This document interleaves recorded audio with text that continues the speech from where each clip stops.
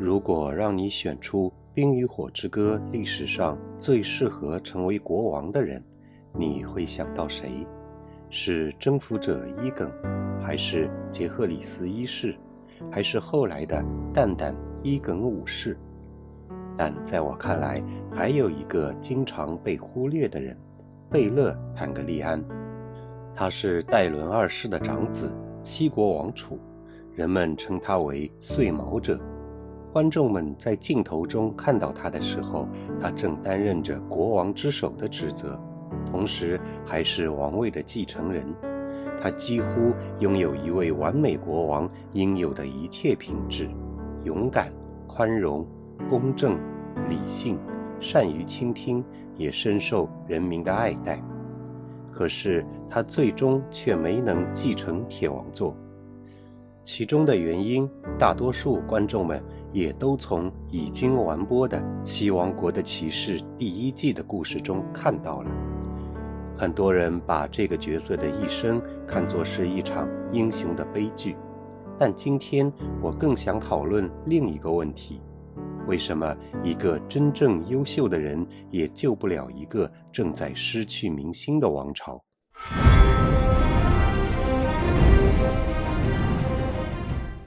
嗨，我是骑士比利。如果你也深受那些负面情绪的困扰，生活和工作陷入了一团糟，那就不妨来看一看我们新的在线心理课程已经上线，就在视频下方的描述栏和置顶评论中，现在加入还有早鸟优惠哦。话不多说，正片开始。当你在观看《七王国的骑士》时，你会注意到哪些人物？是不是大部分时间里都只注意到了高个儿邓肯和蛋蛋一哥？有多少人会留意到这个故事发生时，当时故事中的时代背景是什么样的呢？那是黑火叛乱事件结束后的10几年，距离坦格利安家族内战的雪龙狂舞事件也不满100年。战争虽然已经结束了，但维斯特洛大陆上底层人民心里的裂痕却并没有消失。整个维斯特洛开始产生一种怀疑：坦格利安家族真的还值得继续充当我们的统治者吗？心理学和社会学中会有类似这样的观点：一个制度在真正瓦解之前，在这个制度覆盖下的人们首先失去的并不是对上层决策阶级的服从性，而是对他们的信任。真正支撑一个王朝的从来不是军队和强硬的手段，而是人民相信这些人拥有统治我们的正当性。而故事中的坦格利安家族最初踏上维斯特洛王国并夺取统治权，靠的就是巨龙所带来的压倒性的力量。即便后来整个家族中确实也出现过一些能够为人民带来长治久安的君王，但故事进展到了七王国的骑士的时代，坦格利安正一点一点失去这种正当性。不仅仅是因为坦格利安家族已经失去了所有的巨龙，没有了能够碾压其他家族的绝对武力，更因为彼时坦格利安的年轻王子们正在亲手毁掉整个王室的信誉。为什么民众们会开始越来越不相信坦格利安？因为王室内部越来越多的人正在把权力当成某种特权。其中最典型的就是出现在故事中的伊里昂·坦格利安，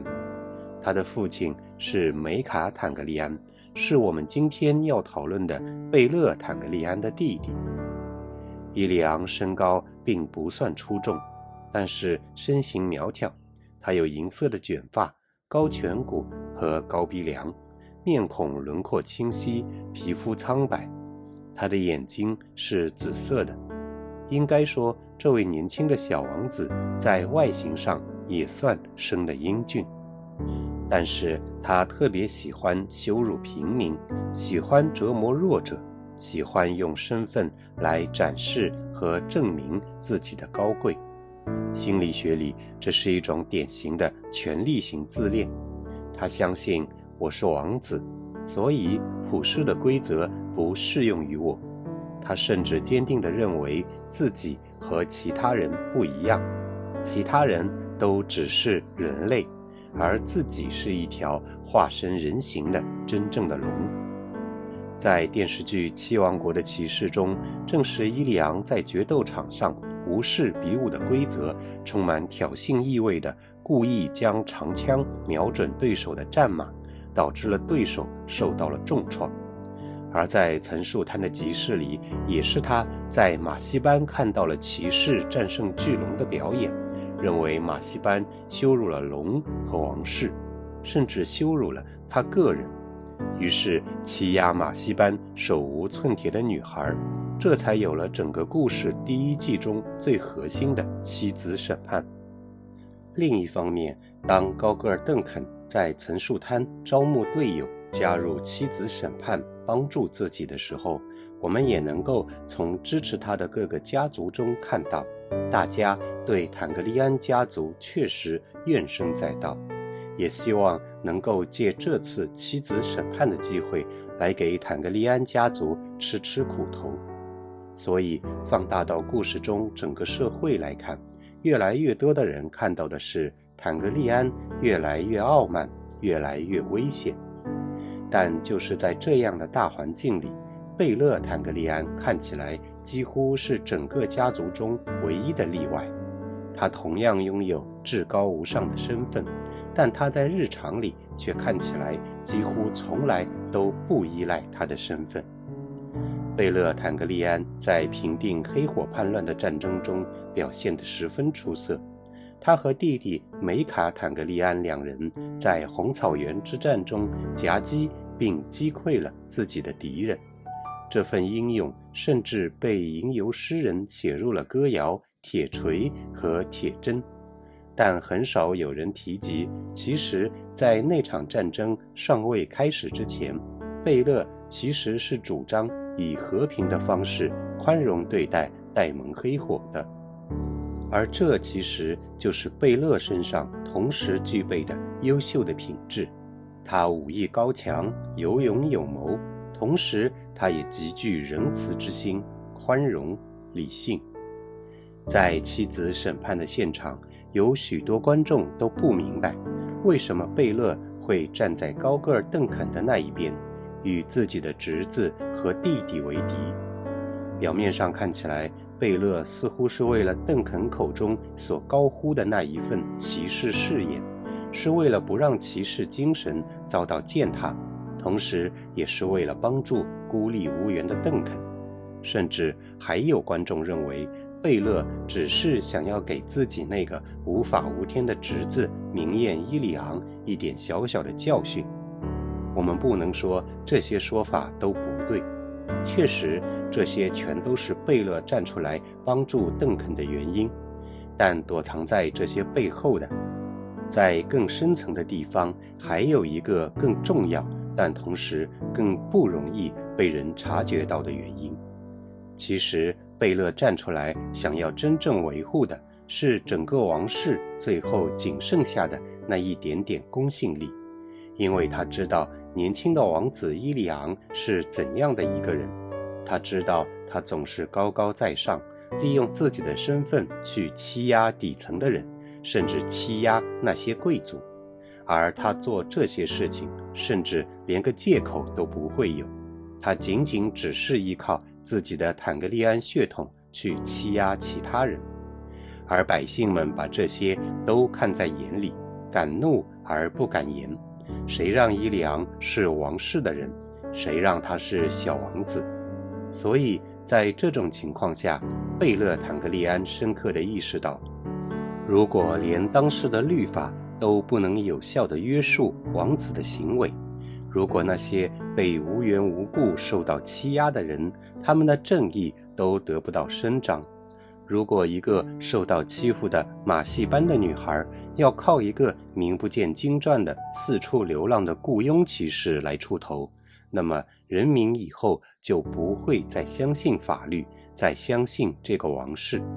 甚至那些传唱着歌谣游走于七国的吟游诗人，也将不再传唱坦格利安家族的辉煌，而是会转而传颂那个个子高高的，但看起来憨憨傻傻一根筋的雇佣骑士。而他更明白的是，当人们不再相信法律的时候，他们也就不会再相信王室。而在坦格利安家族已经没有了巨龙的情况下，他们与其他人其实就没有任何的不同了。贝勒或许已经看到了，如果底层的民众和其他家族对坦格利安家族的不信任再继续扩大下去，这个家族将会遭遇到什么。所以在那场妻子审判中，比输赢更重要的，比骑士精神更重要的，其实是坦格利安家族愿意向世人传递这样的一个信息：王室愿意接受规则的约束。说到这里，我们可以引入荣格提出的一个重要的心理学概念——人格面具。人格面具就是我们为了适应社会而扮演的各种角色，可以是医生、老师、父亲、领导。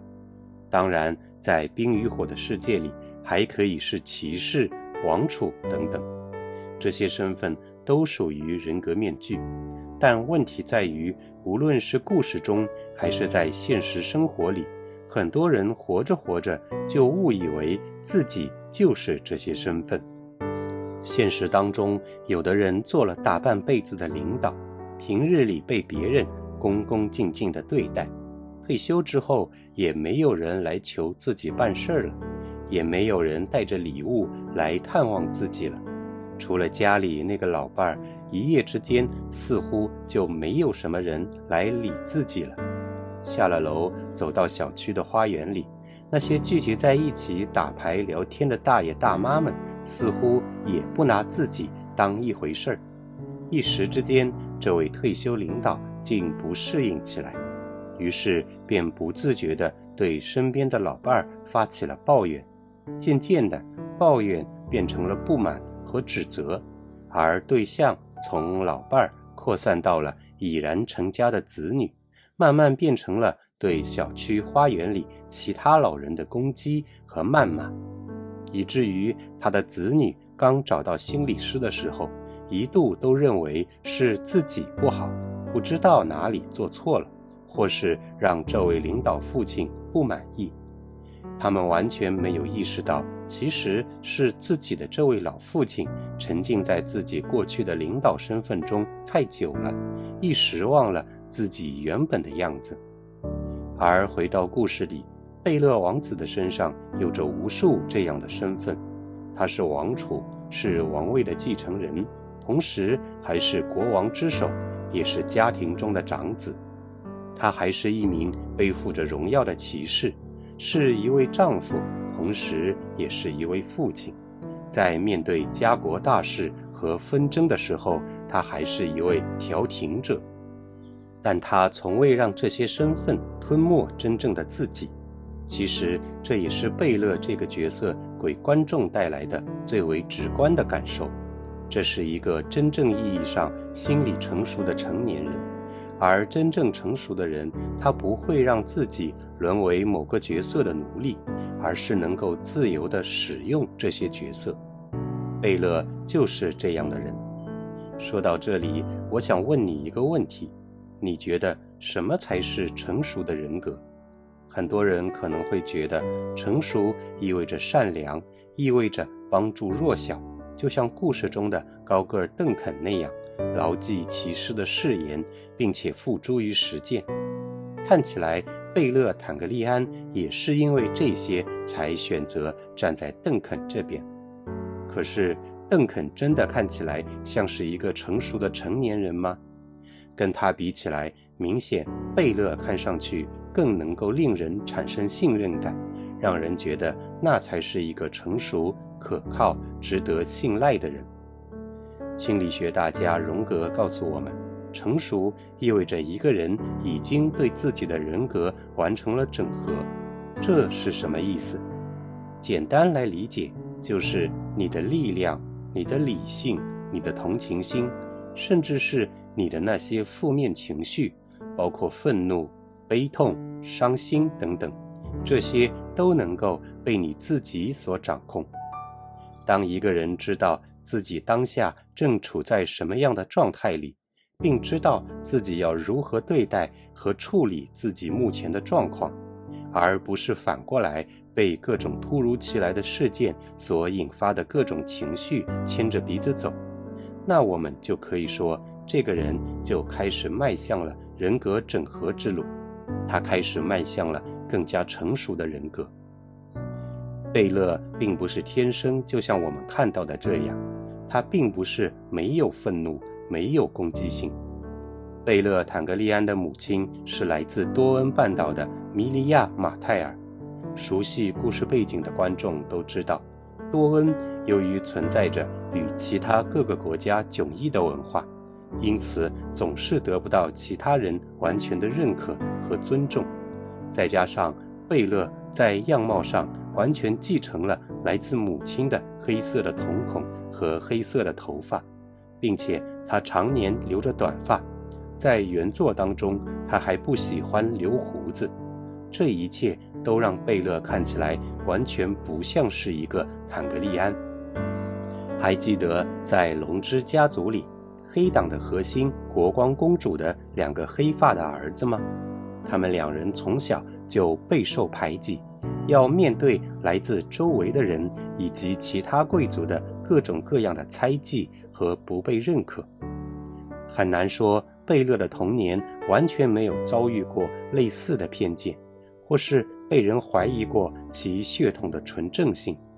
他完全可以变得愤怒，甚至也完全可以像伊利昂那样，用自己的家族身份以及暴力来证明自己。但故事背景中很少出现贝勒如此做的记录，相反的，成年之后的贝勒更多的是把所有这些转化成了承担责任。他要承担起一个坦格利安身为这片大陆统治者的自觉，他要承担起为家族的统治地位和合法性、合理性证明的重担。贝勒没有被自己的阴影及各种人格面具所吞噬。当邓肯闯入了他们的会议室的时候，他并没有利用自己的身份和地位去对邓肯进行施压，相反的，他利用自己在当时的场合下的最高领导人的地位，制止了现场其他人对邓肯的驱逐，给了邓肯一个机会，也让所有的人能够静下心来听邓肯说完自己的诉求。他也没有像陈树滩上的其他贵族那样高高在上，而是直截了当地承认自己记得邓肯嘴里所说的老骑士阿兰，并且毫不掩饰自己对阿兰实力的尊重和认可。甚至当邓肯离开的时候，贝勒仍然不忘记用自己正统骑士的身份告诫邓肯，他应该为自己重新设计一个代表他自己的徽章图案。而面对伊里昂的行为，贝勒当然也有他的愤怒。这里有一场非常难以察觉的场景，就在众人决定妻子审判的前一天晚上，贝勒私下召见了邓肯。当时蛋蛋也跟着一起来到了贝勒的房间里。贝勒先是让蛋蛋给邓肯倒一杯水，并且严厉地要求他不许把水洒到邓肯的身上。看起来这好像是长辈叮嘱不太会干家务的晚辈的一句无心之言，但其实这句话包含了王子闯祸并让别人遭殃的深刻含义。不仅是伊里昂王子闯了祸，让陈树滩上至贵族下至百姓都在等着看坦格利安家会怎样处理这件事情，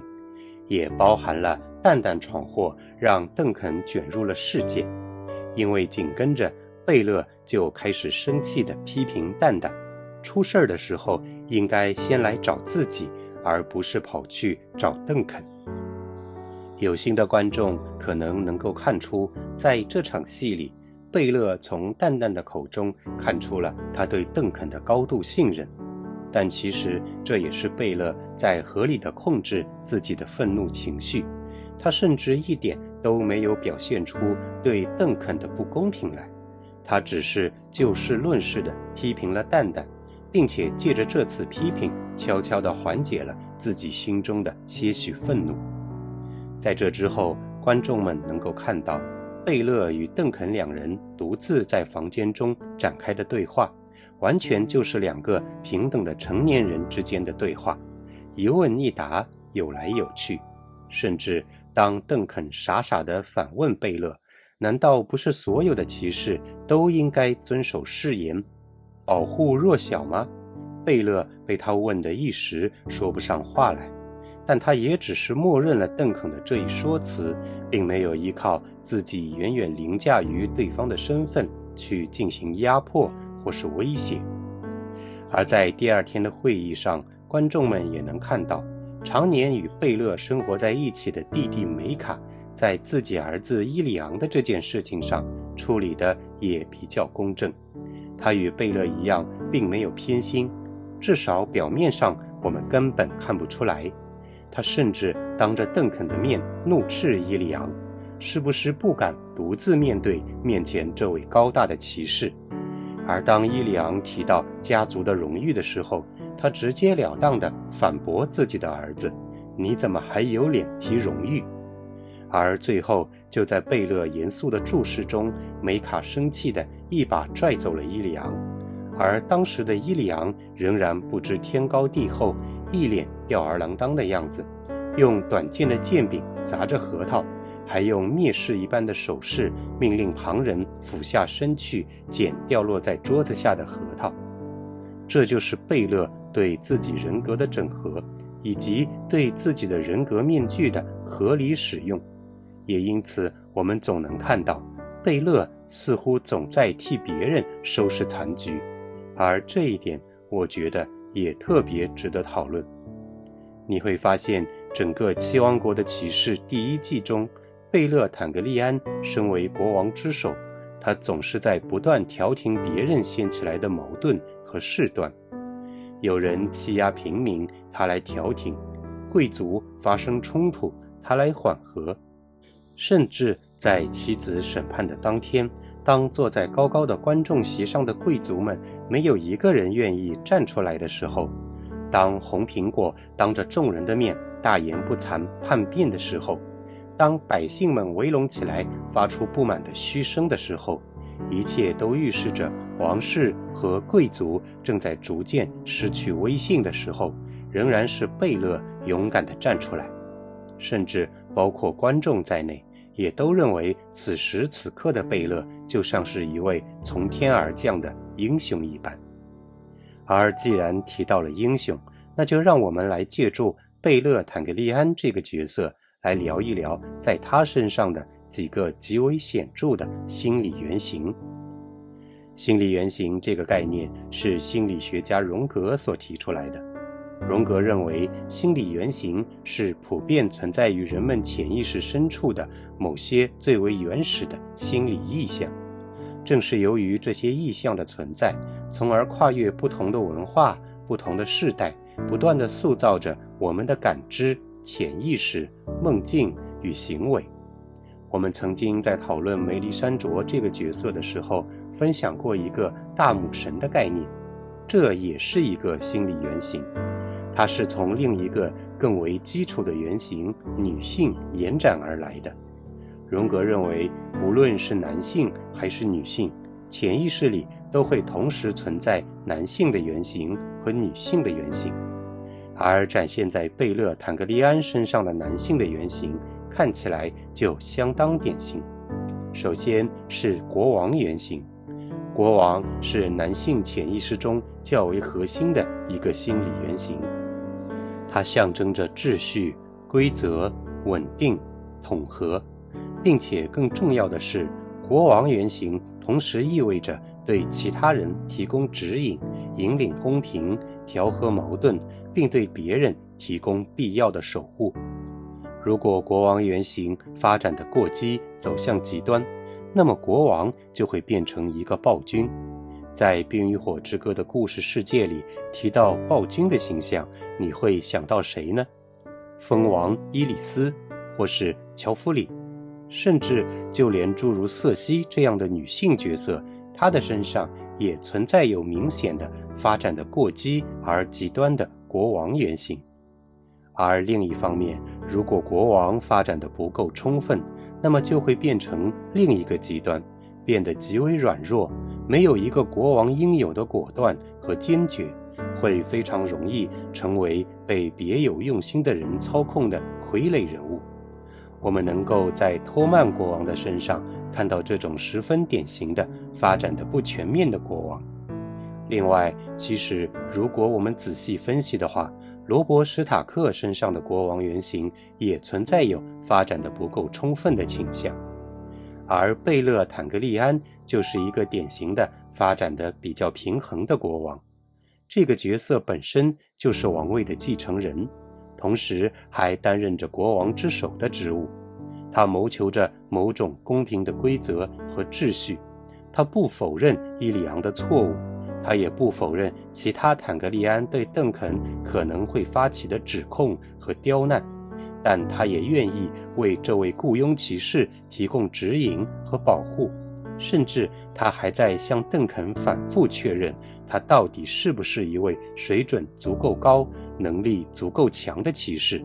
就是为了确认邓肯是否能够进行比武审判。就像我们先前所谈论的那样，在民众对坦格利安的信任越来越低的当下，贝勒甚至希望能够借助这次比武审判来重塑人们心中对统治阶级的信心，而这也是他会选择加入邓肯一方，而不是加入自己的弟弟和侄子一方的最根本的原因。而提到了他为邓肯出战，我们就不得不顺道提及另一个男性潜意识深处的心理原型，那就是战士。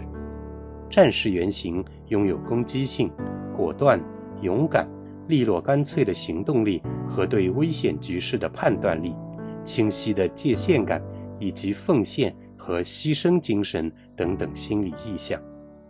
与国王原型一样，一个战士如果发展的太过于偏激，就容易走向充满了攻击性和暴虐残忍的施虐者。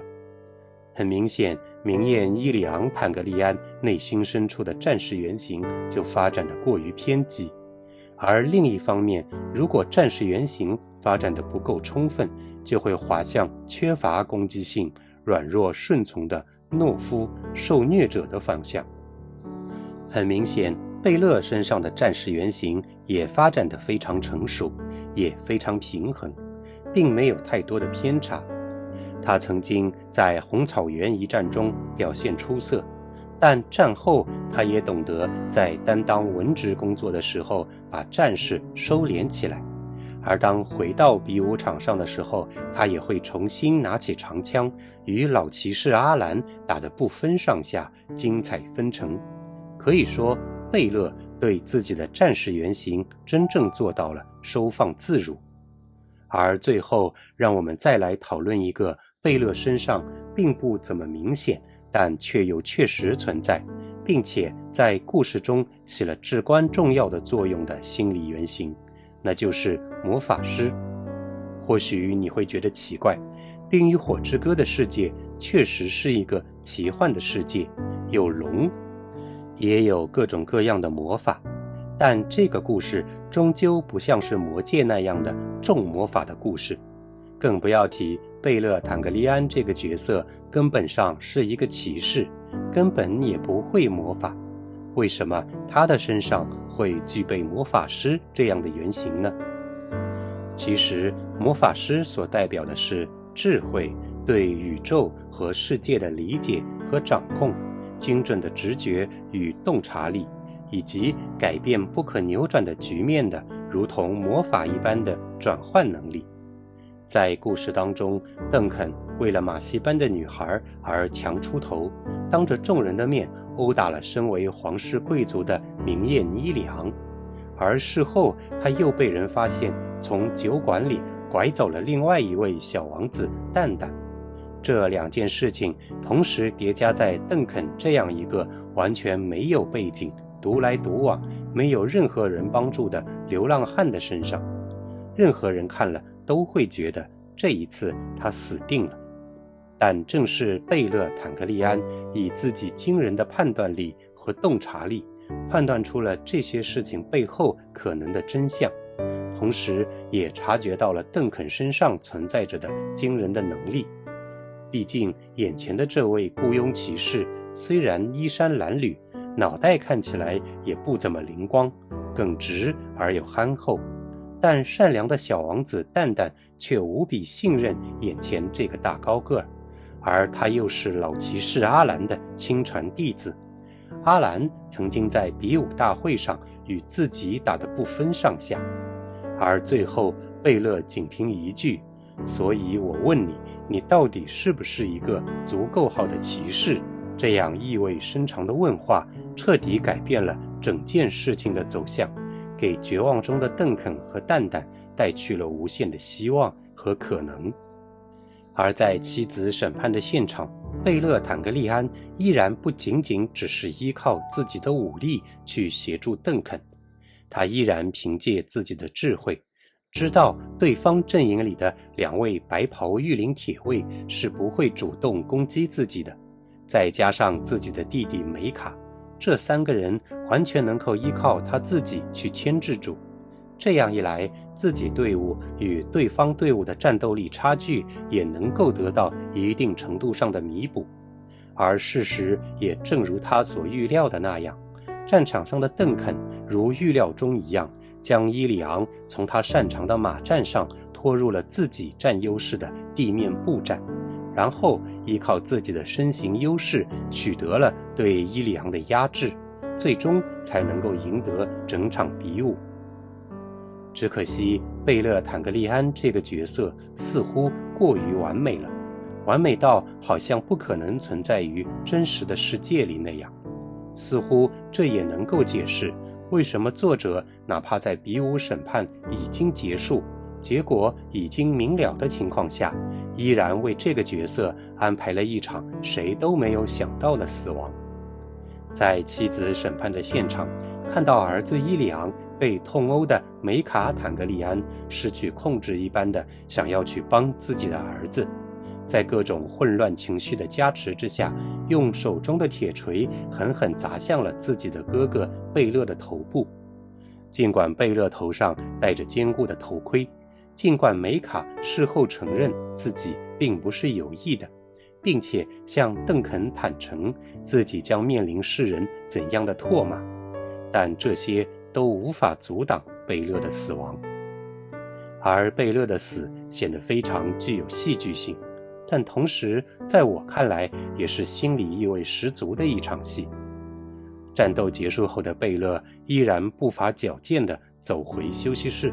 并且还在告诫一旁正在接受治疗的伤员要怎样才能更好地处理身上的伤口，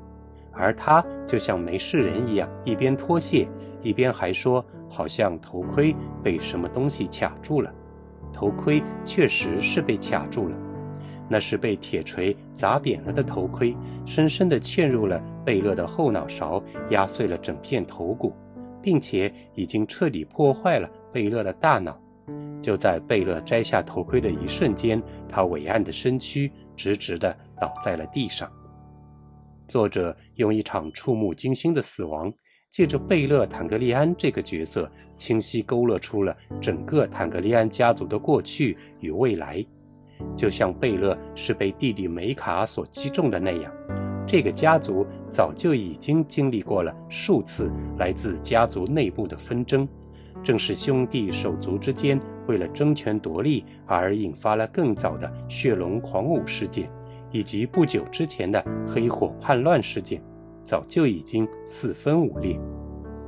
而坦格利安家族仍然对此完全没有任何察觉，就像贝勒自己完全没有察觉到自己的死亡一样，因为有着华丽的头盔遮挡，谁也看不到他受了伤。他头颅内部的组织也得以看似安好地停留在那里。可一旦外部的遮掩被去除，这致命的伤口立即就会暴露出来，并立刻导致他的死亡。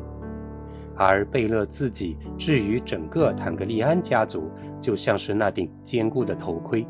他努力维系着皇室与平民和其他贵族之间的关系，他想修复皇室正在逐渐消散的信誉。但坦格利安家族最终还是失去了这位简直可以说是完美无缺的王储，只能一步一步地走向毁灭的深渊。这也让我们看到，尽管贝勒自身是一个极为成熟的人，但对于整个皇室系统来说，绝不会因为一个人的成熟和优秀而自动就变得整体成熟和优秀。贝勒能够管束好自己，却对自己的下一代无能为力。贝勒能够赢得底层人民的尊重和认可，但却也阻止不了年轻的王子们对皇室信誉的无度挥霍。贝勒死后，弟弟梅卡其实也看到了这一点，他把蛋蛋寄托在了邓肯的身边，希望能够重新培养出一位优秀的继承人。只可惜粉丝们都知道，多年之后，即便是邓肯和蛋蛋，最终也没有能够阻止坦格利安家族的衰落。或许贝勒如此信任邓肯，正是因为他看见了邓肯身上唯一拥有的东西——真实。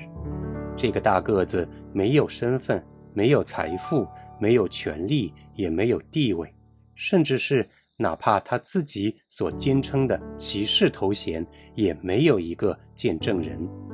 所有这些邓肯都没有，但是坦格利安家族全部都有。但是邓肯的良知和真实的底色却是坦格利安们所缺失的东西。我一直觉得贝勒看到了这一点，他想要保护好自己的家族，但更像是在帮助那个褪去了一切光环之后，真实但却孤立无援的自己。一个真正成熟的人并不是没有力量，而是不会被力量控制；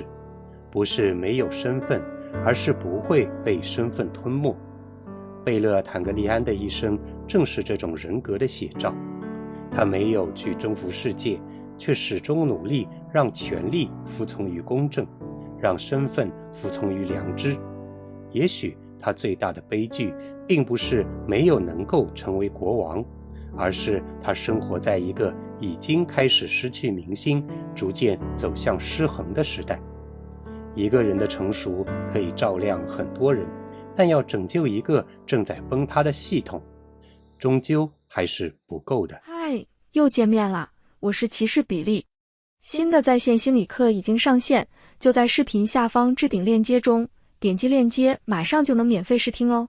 如果你也有喜欢的影视剧角色，欢迎你来点播和催更，扫描二维码就能加入我们的催更群组哦。你也可以在群里找我们的心理师倾诉一下自己的烦心事。好啦，今天就到这儿，我们下次再见。